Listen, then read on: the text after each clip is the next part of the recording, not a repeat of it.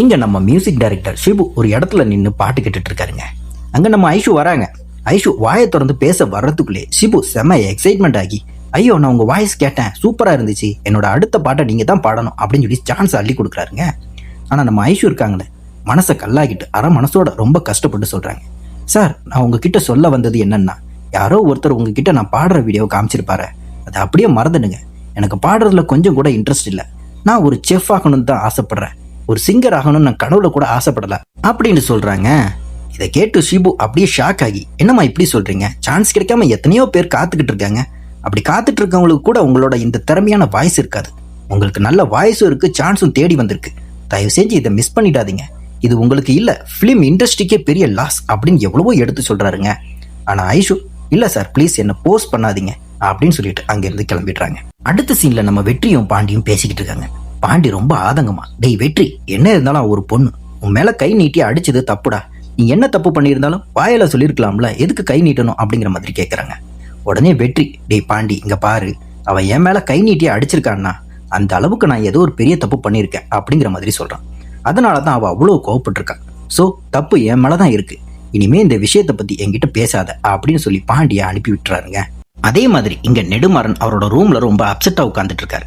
அங்க ஐஷு வராங்க, அழுதுகிட்டே, அப்பா இப்படி இருக்காதீங்கப்பா, நான் பண்ணது தப்பு தான், நான் உண்மையாவே சொல்றேன், இனிமே நான் பாடவே மாட்டேன்ப்பா, இவ்வளவு நாள் பண்ணதுக்கு என்ன மன்னிச்சிடுங்க அப்படின்னு சொல்லிட்டு தான் உயிரை விட மேலா வச்சிருந்த அந்த சிங்கிங் மாஸ்க கலட்டி அப்பா கையில கொடுக்குறாங்க.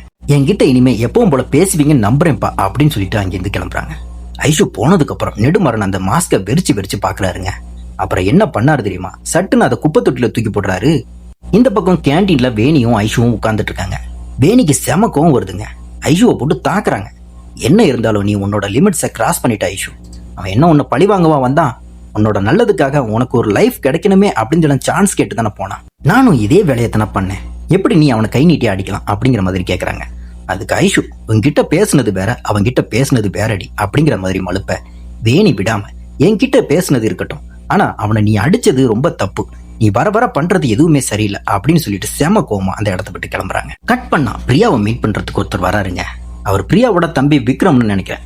விக்ரம் வந்த உடனே பிரியாவை பார்த்து கத்துறாரு, இன்னும் எவ்வளவு நாள் தான் நீ இதையே சொல்லிட்டு இருக்க போற, ஒரு காரணமா சொல்லி பிளானை தள்ளி போட்டுக்கிட்டே இருக்க, நீ இங்க வந்த காரணத்தை மறந்துடாத பிரியா அப்படிங்கிற மாதிரி சொல்றான். அதுக்கு பிரியா செம கூலா, நான் இப்பதான்டா கொஞ்சம் கொஞ்சமா எல்லார்கிட்டையும் பழக ஆரம்பிச்சிருக்கேன், வர்ற 20 செகண்ட் இந்த ரிசார்ட்ல எந்த சிசிடிவியும் ஒர்க் ஆகாது அப்படிங்கிற மாதிரி சொல்றாங்க. உனக்கு எப்படி இதெல்லாம் தெரியும் அப்படிங்கிற மாதிரி விக்ரம் கேட்க, பிரியா மெயின்டெனன்ஸ் டீம் பேசிட்டு இருந்ததை நாங்க என் காதால கேட்டேன், இருந்தாலும் நான் ஒரு வாட்டி கன்ஃபார்ம் பண்ணிட்டு தான் அடுத்த ஸ்டெப் எடுப்பேன், நான் எதையும் மறக்கலடா, எல்லாத்தையும் மனசுல வச்சுதான் மூவ் பண்றேன், இன்னொன்னு கர்மாங்கிறது ஒண்ணு இருக்கு, அதை நான் ரொம்பவே நம்புறேன் அப்படிங்கிற மாதிரி சொல்றாங்க. அடுத்த சீன்ல ஐஷு ஒரு பக்கமா வராங்க, வெற்றி இன்னொரு பக்கமா வராரு. 2 பேருமே கிராஸ் பண்ணிக்கிறாங்க. ஆனா ஒரு வார்த்தை கூட பேசிக்காம முகத்தை பார்க்காம அப்படியே கடந்து போறாங்க. கட் பண்ணா நைட்டு தள்ளுவண்டி கடையில நம்ம வெற்றி ரொம்பவே அப்செட்டாவே நின்றுட்டு இருக்காருங்க. அங்க பவானி அக்கா வந்து, ஆர்டர்ஸ் வந்துட்டே இருக்குடா பாண்டி, உனக்கு பரோட்டா போட தெரியுமா அப்படின்னு கேக்குறாங்க. பாண்டி வழக்கம் போல, என்னக்கா இப்படி கேட்டுட்ட, எனக்கு போட தெரியாது அப்படின்னு சொல்ல பவானி அக்கா பாண்டியை வெளுத்து வாங்குறாங்க. உடனே வெற்றி தலை, அக்கா ஒரு ஆம்லெட் ஆர்டர் இருக்கு, அதை முடிச்சுட்டு நானே வந்து அந்த பரோட்டெல்லாம் போட்டு தரேன் அப்படிங்கிற மாதிரி கொஞ்சம் பொறு அப்படின்னு சோகமா சொல்றாருங்க. இதையெல்லாம் சைடுல இருந்து ரம்யா கவனிச்சுக்கிட்டே இருக்காங்க. வெற்றி இப்படி டல்லா இருக்கிறத பார்த்து அவங்களால தாங்கவே முடியலங்க. அதனால ரம்யா மைண்ட்ல என்ன நினைக்கிறாங்க தெரியுமா, என்ன ஒரு திமிரு, என்ன ஒரு ஆணவம் அந்த ஐஷுவுக்கு, அப்படியே ஒரு பையனை கை நீட்டி அடிப்பா, இரு அவகிட்ட போய் 4 கேள்வி கேட்டாதான் என் மனசு ஆறும் அப்படின்னு சொல்லி ரம்யா செம கொதிப்புல இருக்காங்க. ஆனா வெற்றி அங்கிருந்து கிளம்பி போறாருங்க. கடைசி சீன்ல வெற்றியோட ஹாஸ்டல்ல தேவா அப்படிங்கிறவனுக்கு பர்த்டே பார்ட்டி நடக்குது. கேக்லாம் வாங்கி வச்சுக்கிட்டு கட் பண்ணலாம் அப்படின்னு சொல்லி வெயிட் பண்றாங்க. ஆனா வெற்றி மட்டும் தனியா ஓரமா நின்று கவலைப்பட்டுக்கிட்டே இருக்காருங்க. நம்ம பாண்டி சும்மா இருப்பாருங்க. அங்க போய் ஒரு தரமான காமெடியை போட்டு வெற்றியை சிரிக்க வைக்கிறாரு. பாண்டியும், டேய் வெற்றி, நீ என்னடா ஒரு பொண்ணுகிட்ட தானே அடி வாங்கின, நான்லாம் எத்தனையோ பொண்ணுகிட்ட அடி வாங்கியிருக்கேன் தெரியுமா.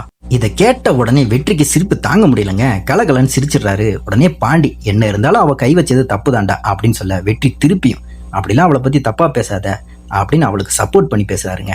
கடைசியா எல்லாருமே ஜாலியா கேக் கட் பண்ணி செலிப்ரேட் பண்ண எபிசோடுங்க முடியுதுங்க.